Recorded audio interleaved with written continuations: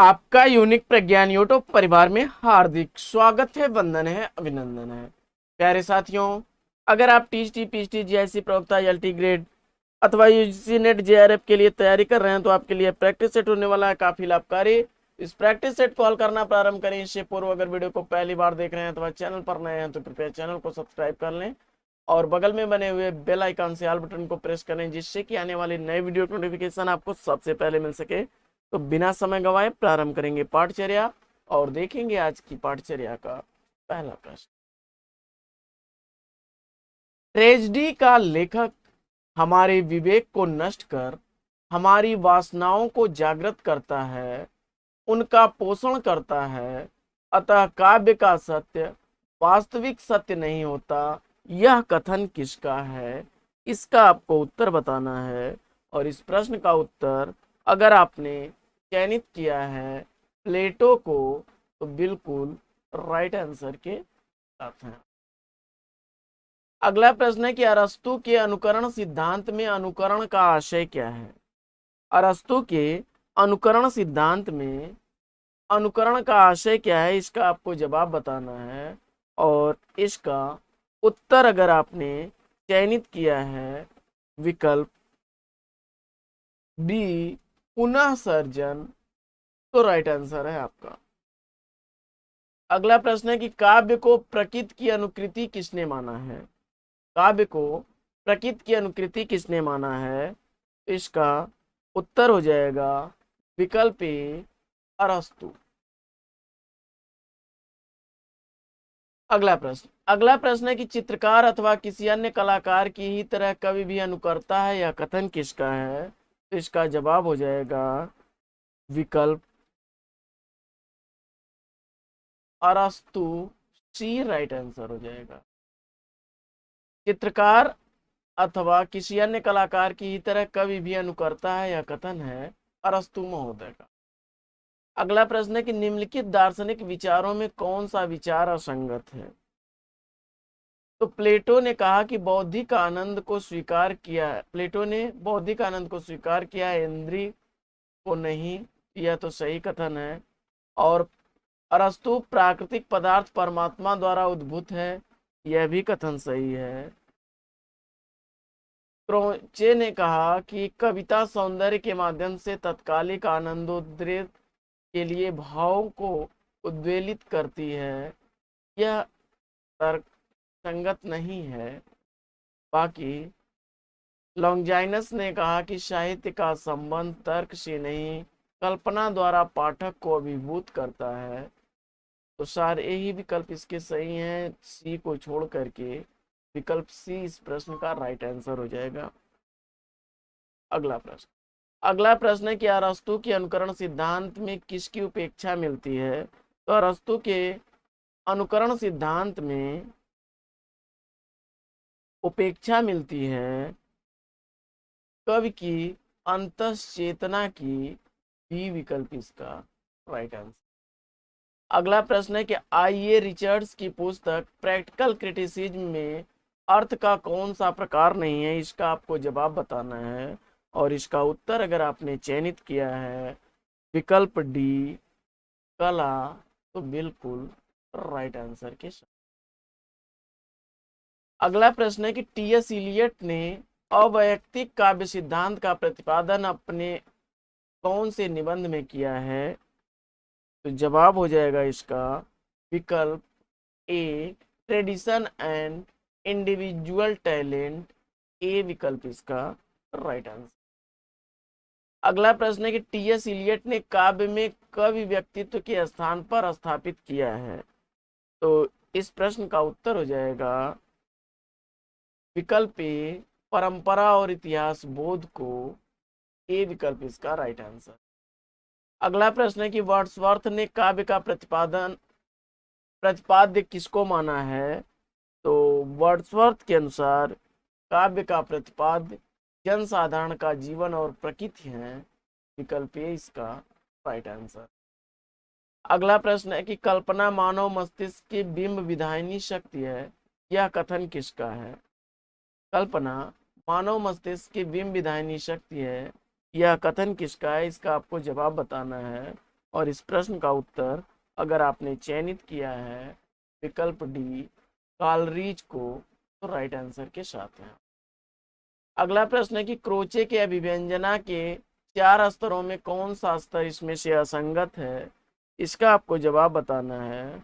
और इस प्रश्न का उत्तर अगर आपने विकल्प ए चयनित किया है विचार, तो सही उत्तर के साथ हैं। अगला प्रश्न है कि लॉन्जाइनस के अनुसार इनमें से कौन सा शैलीगत दोष नहीं है। तो लॉन्जाइनस के अनुसार इसमें विपर्य विकल्प डी राइट आंसर हो जाएगा, शैलीगत दोष नहीं है। अगला प्रश्न है कि मार्क्सवादी चिंतन की परंपरा में कौन सा समीक्षक नहीं है, और इस प्रश्न का उत्तर अगर आपने विकल्प डी को चुना है लॉरेंस, तो राइट आंसर है आपका। अगला प्रश्न है कि संरचनावाद का जनक किसे माना जाता है। तो संरचनावाद का जनक माना जाता है साश्योर को, बी विकल्प इसका राइट आंसर है। अगला प्रश्न है कि निम्नलिखित में से कौन मार्क्सवादी आलोचक हैं। इसमें मार्क्सवादी आलोचक कौन है, इसका आपको जवाब बताना है। और इस प्रश्न का उत्तर अगर आपने चयनित किया डॉक्टर रामविलास शर्मा, विकल्प सी को, तो राइट आंसर है। अगला प्रश्न है कि शैली विज्ञान आलोचना पद्धति कथ्य के बजाय किस पर बल देती है। तो शैली विज्ञान आलोचना पद्धति कथ्य के बजाय बल देती है रूप और शिल्प पर, विकल्प डी इसका राइट आंसर। अगला प्रश्न है कि जाक देरिदा लेखन को किसका स्रोत मानते हैं। तो जाक देरिदा महोदय के अनुसार लेखन का जो स्रोत होता है वह तमाम सांस्कृतिक कर्म होता है, विकल्प डी। अगला प्रश्न है कि निम्न में से कौन उत्तर आधुनिकतावादी चिंतक नहीं है। इनमें से कौन से ऐसे लेखक हैं जो उत्तर आधुनिकतावादी चिंतक नहीं हैं। तो इस प्रश्न का उत्तर हो जाएगा एफ आर लीविस, विकल्प ए इसका सही उत्तर है। अगला प्रश्न है कि उत्तर आधुनिकता की संकल्पना हिंदी में किस कहानी में मिलती है। तो उत्तर आधुनिकता की संकल्पना हिंदी में उदय प्रकाश द्वारा लिखी गई कहानी वॉरेन हेस्टिंग का साण में मिलती है, ये विकल्प इसका राइट आंसर। अगला प्रश्न है कि पृथ्वीराज रासो को प्रामाणिक रचना मानने वाले विद्वान कौन हैं। तो पृथ्वीराज रासो को प्रामाणिक रचना मानने वाले विद्वान हैं मोहनलाल विष्णुलाल पंड्या, विकल्प डी इसमें राइट आंसर है। अगला प्रश्न है कि मनहु कला शशभान कला 16 सबन्नी, इस पंक्ति में कौन सा रस है। यह श्रृंगार रस का उदाहरण है, विकल्प 20 का राइट आंसर। अगला प्रश्न है कि पृथ्वीराज रासो में कितने समय हैं। पृथ्वीराज रासो में कितने समय हैं, जवाब हो जाएगा 69, बी विकल्प इसका राइट आंसर। अगला प्रश्न है कि कबीर को वाणी का डिक्टेटर किसने कहा है। तो कबीर को वाणी का डिक्टेटर कहने वाले हैं आचार्य हजारी प्रसाद द्विवेदी जी। अगला प्रश्न है कि कबीर का हठ योग किस साहित्य से प्रभावित है। कबीर का हठ योग प्रभावित है सिद्ध एवं नाथ साहित्य से, विकल्प ए इसका राइट आंसर।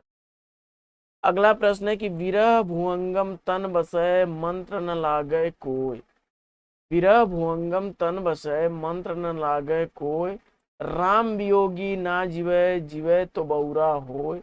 कबीर के इस पद में कौन सा अलंकार है। तो इसमें रूपक अलंकार है, डी विकल्प इसका राइट आंसर है। अगला प्रश्न है कि कस्तूरी कुंडली बसय मृग ढूंढे बनमाय, ऐसे घटघटी राम है दुनिया देखे नाय, प्रस्तुत पद में है। तो यह जो पद है इसमें अद्वैतवाद की संकल्पना है, सी विकल्प इसका राइट आंसर। अगला प्रश्न है कि मीराबाई की उपासना किस भाव की थी। तो मीराबाई की जो उपासना है वह माधुर्य भाव की है। डी विकल्प इसका सही उत्तर है। अगला प्रश्न है कि जहां बैठावे तित ही बैठूं बेचे तो बिक जाऊं। इस पंक्ति में मीरा का व्यक्त भाव क्या है। तो इसका सही जवाब क्या बनेगा। तो इसमें मीरा ने समर्पण का भाव दर्शाया है। सी विकल्प इसका राइट आंसर। अगला प्रश्न है कि मैं तो गिरधर के घर जाऊं गिरधर मारो साचो प्रियतम देखत रूप लुभाऊं। इस पद में कौन सा काव्य गुण है। तो जवाब हो जाएगा माधुर्य गुण। विकल्प ए इसका राइट आंसर। अगला प्रश्न है कि भ्रमर गीत प्रसंग का प्रतिपाद्य क्या है। तो भ्रमर गीत जो है यह सगुण भक्त की महिमा व निर्गुण का खंडन है। विकल्प सी इसका राइट आंसर है। कहती है ना गोपियां कि निर्गुण कौन देश का वासी। 97 प्रश्न संख्या है कि भ्रमर गीत सूर सागर के भीतर का एक सार रत्न है। यह कथन किसका है। तो भ्रमर गीत सूर सागर के भीतर का एक सार रत्न है। यह कथन आचार्य रामचंद्र शुक्ल जी का है। विकल्प सी इसका सही उत्तर। अगला प्रश्न है कि सुफलक सुत का अर्थ क्या होगा। तो सुफलक सुत का अर्थ होता है अक्रूर। विकल्प सी इसका राइट आंसर। अगला प्रश्न है काहे को गोपीनाथ कहावत। इस पंक्ति में व्यक्त भाव क्या है। तो इसमें जो है उपालंब है उलाहना है। डी विकल्प इसका राइट आंसर। अगला प्रश्न है कि हंस जो रहा शरीर मह पांख जरा भागा भाग। इस पंक्ति में हंस का अर्थ क्या है। तो इन पंक्तियों में हंस का अभिप्राय जीव से है। डी विकल्प इसका राइट आंसर। अगला प्रश्न है कि निम्नांकित कवियों और उनके समक्ष अंकित पंक्तियों में से कौन सा युग्म असंगत है। इसका आपको जवाब बताना है। तो इसमें भजमन चरण कंवल अविनाशी या सूरदास की पंक्तियां नहीं है। विकल्प 20 का राइट आंसर। अगला प्रश्न है पिय वियोग यस बाउर जीव में पंक्ति बाउर शब्द का अर्थ क्या है। तो बाउर यानी बावला पागल पगली। विकल्प सी इसका राइट आंसर। अगला प्रश्न है कि जो पे चेराई राम की कर तो न लजातो। इस पंक्ति में चेराई शब्द का अर्थ क्या है। जवाब हो जाएगा विकल्प ए सेवा। अगला प्रश्न है कि भक्ति रस का पूर्ण परिपाक जैसा विनय पत्रिका में देखा जाता है वैसा अन्यत्र नहीं। यह कथन किसका है। जवाब हो जाएगा यह कथन है आचार्य रामचंद्र शुक्ल। अगला प्रश्न है कि निम्नलिखित में से कौन सी रचना तुलसीदास की नहीं है। इसका आपको जवाब बताना है। तो इसमें बरवै रामायण दोहावली और वैराग संदीपनी है जबकि चित्रावली नहीं है। यह उस्मान की रचना है। विकल्प डी के साथ अगर आप हैं तो आपका उत्तर बिल्कुल सही जवाब है। अगला प्रश्न है कि निम्नांकित में से कौन रीत सिद्ध काव्यधारा के कवि हैं। तो इसमें रीत सिद्ध काव्यधारा के कवि का आपको चयन करना है और उत्तर में अगर आपने चयनित किया है बिहारी को तो बिल्कुल राइट आंसर के साथ है। अगला प्रश्न है कि नी की दई अनाकनी फी की परी गुहार तज्यो मनो तारन बिरद बारक बारन उतार। बिहारी के इस दोहे में व्यक्त भाव क्या है। तो इस प्रश्न का उत्तर हो जाएगा यह भक्ति भाव की रचना है। सी विकल्प इसका राइट आंसर। अगला प्रश्न है कि तो पर वारो उर्वशी सुन राधिके सुजान तू मोहन के उर्वशी हुए उर्वशी समान। प्रस्तुत दोहे में अलंकार कौन सा है। तो इसका उत्तर हो जाएगा विकल्प सी यमक अलंकार। अगला प्रश्न है कि लोग हैं लाग कवित बनावत मुहि तो मोरे कवित बनावत, यह पंक्ति किसकी है? तो लोग हैं लाग कवित बनावत मुहि तो मेरे कवित बनावत, यह पंक्तियां हैं घनानंद की। विकल्प डी इसका सही उत्तर। अगला प्रश्न है कि वह मुस्क्यानी वह मृदु बतरानी वह लड़कानी बानी आनी में आनी उर में अरती है, इन पंक्तियों में वियोग की कौन सी दशा है? तो जवाब हो जाएगा स्मृति। विकल्प 20 का राइट आंसर। अगला प्रश्न है कि निम्नलिखित में से कौन सी रचना घनानंद की नहीं है? तो घनानंद द्वारा लिखी गई रचना इसमें इश्क लता वियोग बेली और सुजान हित है। तो विकल्प डी के साथ आप बिल्कुल सही उत्तर के साथ हैं आप। अगला प्रश्न है कि चंचल किशोर सुंदरता की मैं करती रहती रखवाली, मैं वह हल्की सी मसलन हूँ जो बनती कानों की लाली, उपयुक्त काव्यांश में किसका वर्णन किया गया है? तो इसका राइट आंसर क्या बनेगा? विकल्प सी इसका सही उत्तर हो जाएगा लज्जा। अगला प्रश्न है कि वो जीवन की मरुमरीचिका कायरता के अलस विषाद काव्यांश में किस भाव का उद्बोधन हुआ है? तो जवाब हो जाएगा इसका चिंता। विकल्प ए इसका राइट आंसर।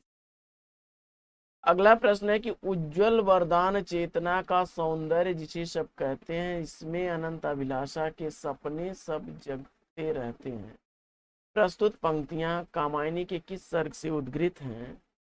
तो इसका उत्तर हो जाएगा लज्जा सर्ग से। ही विकल्प राइट आंसर। अगला प्रश्न है कि कामायनी में श्रद्धा सर्ग क्रमानुसार किस क्रम पर है? तो कामायनी में जो श्रद्धा सर्ग है वह अगर कामायनी के सर्गों के अनुसार देखा जाए तो तीसरे क्रम पर है। विकल्प सी इसका राइट आंसर। कामायनी कृति का प्रकाशन वर्ष आपको बताना है। कामायनी कृति का प्रकाशन वर्ष क्या हो जाएगा? 1935 ईस्वी। ए विकल्प इसका राइट आंसर।